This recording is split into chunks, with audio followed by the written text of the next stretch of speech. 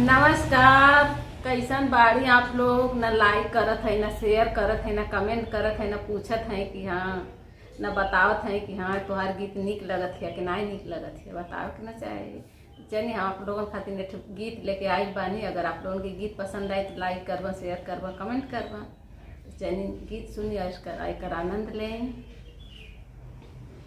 पिया धनवार पैदा हम बीमार बाड़ी, पिया धनवार पैदा हम बीमार बाड़ी, हम बीमार बाड़ी, हम बीमार बाड़ी, हम बीमार बाड़ी।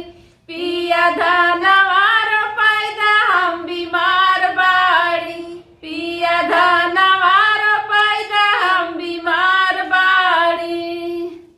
धनवार पवली धनिया अब का करी, धनवार पवली धनिया अब का करी, अब का करी बोला अब का करी, अब का करी बोला अब का करी। धनिया धनवार पवली बोला अब का करी, धनिया धनवार पवली बोला अब का करी।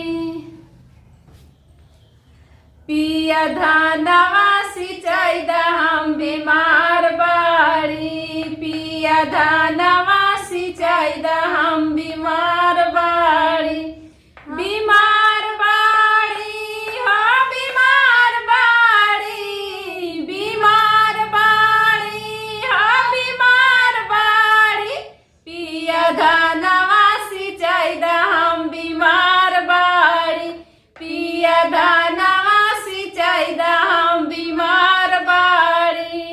धनवा सिंचवली धनिया अब का करी, धनवा सिंचवली धनिया अब का करी।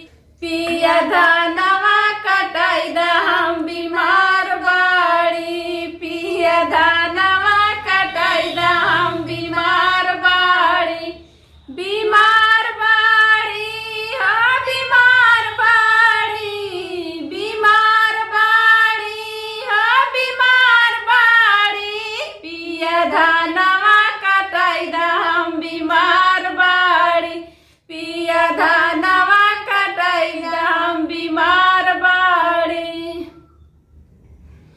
धनवा कटवली धनिया अब का करी, धनवा कटवली धनिया अब का करी, धनवा कटवली धनिया अब का करी, अब का करी हो अब का करी, अब का करी हो अब का करी। धनवा कटवली धनिया अब का करी, धनवा कटवली धनिया अब का करी।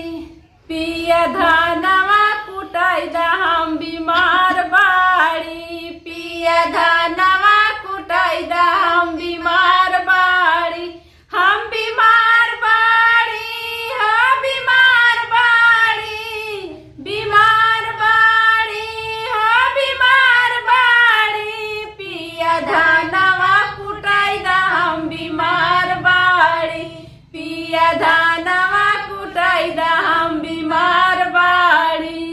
धनवा कुटवली धनिया अब का करी, धनवा कुटवली धनिया अब का करी, अब का करी हो अब का करी, अब का करी हो अब का करी। पिया खिचड़ी बनाई हम बीमार बाड़ी, पिया खिचड़ी बनाई हम बीमार बाड़ी, हम बीमार बाड़ी हो बीमार बाड़ी, हो बीमार बाड़ी।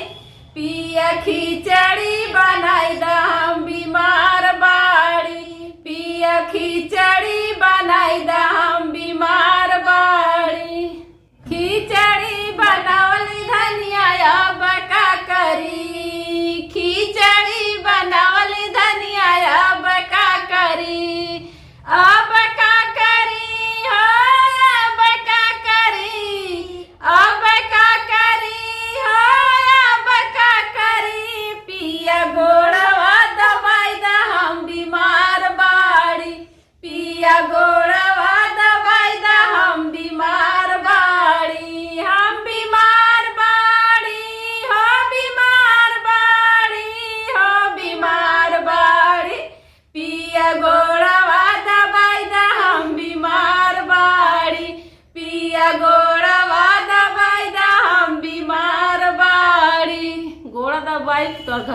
दवाई। पिया धनवा बोआई दा हम बीमार बाड़ी, पिया धनवा बोआई दा हम बीमार बाड़ी, हम बीमार बाड़ी, हो बीमार बाड़ी, हो बीमार बाड़ी। पिया धनवा बोआई दा, पिया धनवा बोआई दा हम बीमार बाड़ी, पिया धनवा बोआई दा हम बीमार बाड़ी। चला गौर गौर थक गई बस करा। तो दोस्त लोगों फिर मिलेगा अगली गीत में, तब तक के लिए नमस्कार।